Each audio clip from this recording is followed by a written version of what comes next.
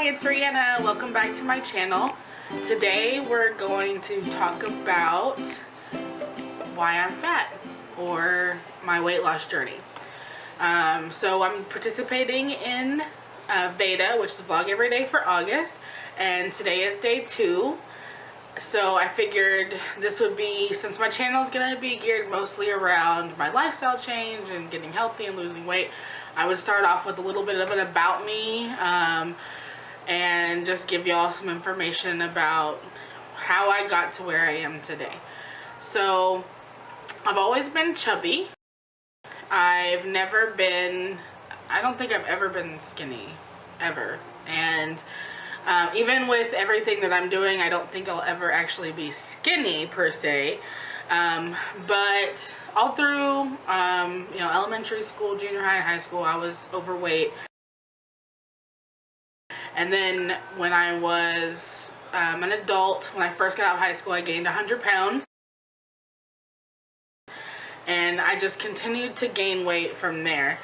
And I've gone, I would say that although I dieted several times between 2000, which is when I graduated high school, through, like, let's say 2015, let's see, what's this, 2016, 2014, 2013. So between 2000 and 2013, I did a handful of diets. I never really tried to lose weight that much, mostly because I didn't want to. I mean, I knew I was overweight, but I didn't care, or I honestly can't answer. I feel like that no matter how much family, friends, society, whatever it may be, no one can do this except for me. And I had to wait until I was ready. So yes, I did do a couple diets, but what I ultimately found was I would lose 20 pounds and gain back 30.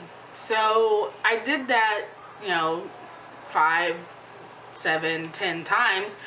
And here it is, you know, 2013, and I'm at my highest weight ever, which was 367 pounds, and I'm 5'2".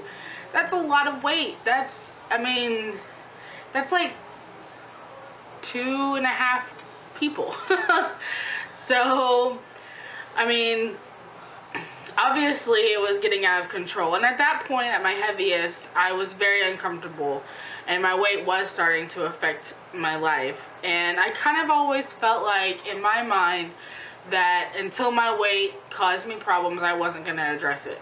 And at 367 pounds, I couldn't ignore it anymore. It hurt to do anything. Waking up hurt. Getting out of bed hurt. Walking to the bathroom hurt. It got to the point where walking across my house would make me lose my breath. Like, I would get out of breath. And I mean, that's just not a way to live your life.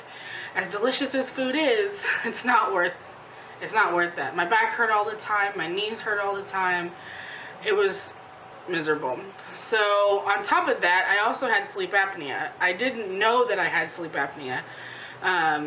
And that's kind of how the first step into my lifestyle change started. Was in 2013, I believe it was 2013, I fell asleep while driving. And from that moment on, I was diagnosed with sleep apnea. I had my sleep studies done, and my pulmonary doctor, pulmonologist, whoever he is, it's a technical term, was like astounded by my results.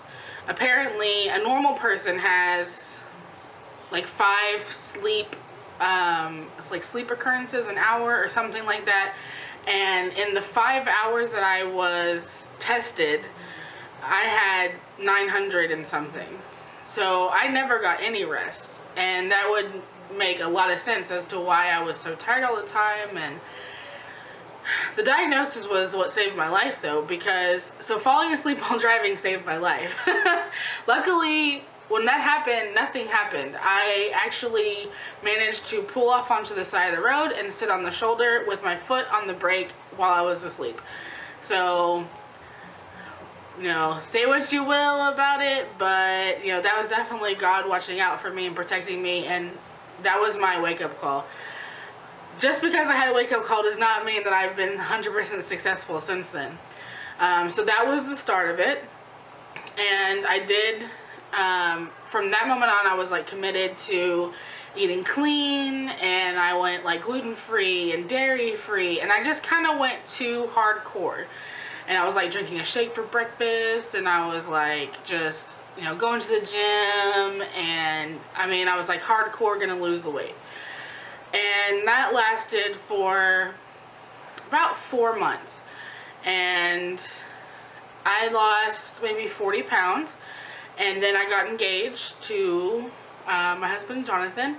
And wedding preparations started. And I actually went back to work because previously, during the diagnosis and all that, my doctor took me out of work for medical reasons while he tried to, you know, get me sleeping again, basically. So I went back to work. And everything just kind of slowly went back to the way they'd always been.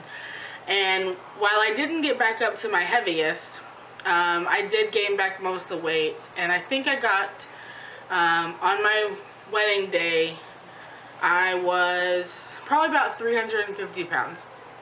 So I knew that, you know, I wasn't happy with the way things were going. And I still obviously wanted to lose weight. And I, you know, watching the weight slowly creep up again, and it was just one of those things where I have to do something. I can't let this happen. Like, I could see myself being one of those people that's stuck in bed or on my 600-pound line. So in August of 2015, I started tracking my calories on MyFitnessPal. And based on my height and weight and activity level, and, you know, I tracked everything I ate. I relearned how to feed myself, basically, like being a child. I measured all my food, and like I got a food scale because measuring cups are inaccurate. So I got a food scale, and I tracked, and I read, you know, the back of nutrition labels, and I ate whatever I wanted, but I tracked everything I ate, the good and the bad. And doing that, I lost 50 pounds from August to January. And then in January, my husband and I made the decision for me to quit working. And so in January, I stopped working and started focusing on my health, my husband's health, and the house. And I joined a gym in February, and from February until May, I lost another 15 pounds. So I lost 65 pounds, and I was just a few pounds shy of my first goal, which is to be under 300 pounds. At the end of May, I went on a trip to New Orleans, and it kind of threw me off a little bit, but just, I mean, it was one of those things. I was getting a little burnt out. I've been doing this for a while. I was kind of tired of tracking my calories every day and weighing everything, and so I just lived life a little bit. And in the meantime, I did gain back a little bit of weight, and when I say a little bit, I mean like 8 pounds. And I figured August 1st would be a great time to restart, recharge, and take it on again. And so I celebrated everything that I had done for the past year, and I decided I want to be a runner, which is so crazy to me, but for some reason I've always felt like I've wanted to run. And I know that at 367 pounds I couldn't run. So I decided to do the couch to 5K. And today was my third day, and it's hard and I have to modify it a little bit, but I'm doing it. And I'm so proud of myself for that. And I know that there are so many people that feel like they can't do, they can't do this for whatever reason.